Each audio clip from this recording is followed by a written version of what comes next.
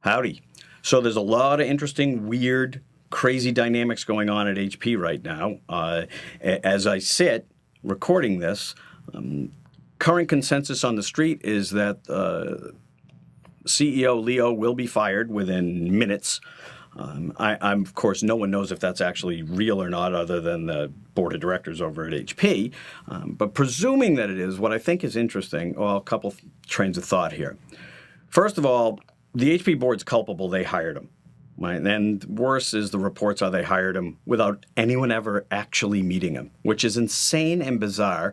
But goofy things happen in big companies just as much as they happen in little companies, and arguably sometimes it's even more. This clearly exemplifies that one. So forgetting the whys, which I could go into, as a matter of fact, I will. So the whys are the guy might be a genius, but his communication competencies and capabilities were astoundingly poor. When he announced the biggest company in the world from a PC business was going to get out of the PC business, or maybe not, it's a crazy thing to do. Even if you were going to do that, you'd never in a million years say that publicly. And the primary reason, by and large, is the PC business, as his predecessor Mark Hurd said pretty eloquently and pretty consistently over his tenure, was the PC business is the engine that drives the economic superpower that is HP overall. So by being the world's largest PC company, you buy the most PC stuff, which is all the chips and gizmos and all the electronics and all the packaging and all the things that go along with that. And so as being the biggest guy in the store with the most money, you get the best terms across your portfolio. So the PC business was really an awesome lever for the rest of HP's entire portfolio to make sure that they always had the lowest cost. And they have been a great cost-conscious consumer of components, and then passing on those cost savings to the consumer for a lot of years. They've built their kind of ecosystem upon that. So saying that you might get out of that business, besides the obvious scaring to death your potential customer, and if they're on the fence, they might run to Dell or IBM or whoever is down the block, that was crazy enough. But the actual economic aspect of that seemed bizarre to me. And so because of that, the street. And then, of course, he spent $11 billion on autonomy, and it was completely unknown that HP has any pedigree whatsoever to be able to lift and support a huge enterprise software app like that out to market. It's still going to remain, I mean, the deal's done, so it's going to remain to be seen out there, but it's clearly not automatically at the top of anybody's mind in terms of HP's core competencies. So I think those two things made the street freak out, which is why HP lost 30% of its overall market cap just at that announcement alone, which is, by the way, a gazillion dollars. So a lot of stockholders lost a lot of money when he said stuff like that. Now, ultimately, he might be proven to be right. I don't know. I'm not smart enough to be able to know. But perception is reality, and that's all we can kind of deal with. So as it sits right now, just on the rumor that he might be fired, just on the rumor, the stock went soaring up.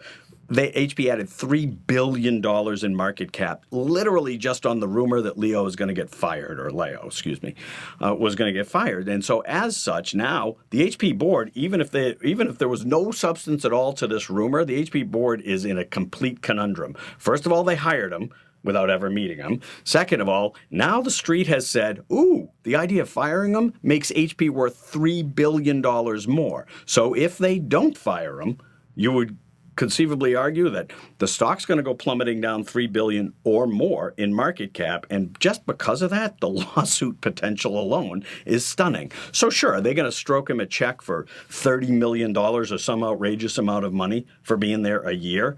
Yeah, they're going to do that. But $30 million, $3 billion. 30 million, 3 billion. The math kind of works one way or another, and I think HP has no chance or choice at this point.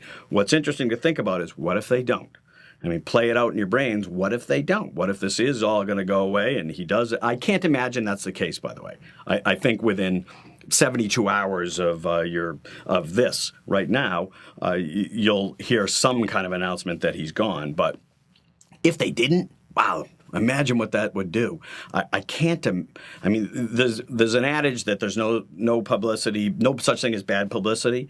Not true in this particular case. When you're a stalwart when you are, a behemoth like HP, this kind of stuff does not bode well for you. When there's very slim differences from a technical perspective between product A and product B, competitor A and competitor B, all you need is a little doubt and bad news to go running away to one of these other guys.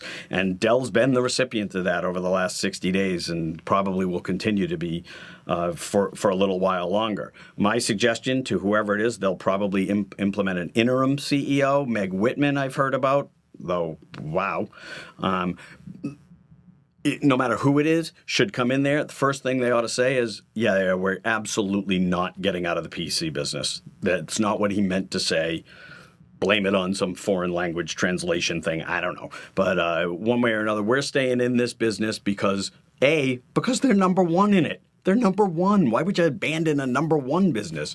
It's okay if you're IBM and you're number 3 and you decide to spin that out. But when you're number one and you're making money, and I know they're making money, again, if for no other reason than to drive the rest of that business economically, it seems like a place to be. But even if you were going to look for a suitor because you could increase shareholder value by spinning it out, you got the right deal to spin it out, you'd never talk about that publicly until it was done. And when you did, you would talk about how you still have all the buying power and you still have the things that are good, but this is a dedicated unit, to quote somebody from Twitter, I can't remember, called Compaq.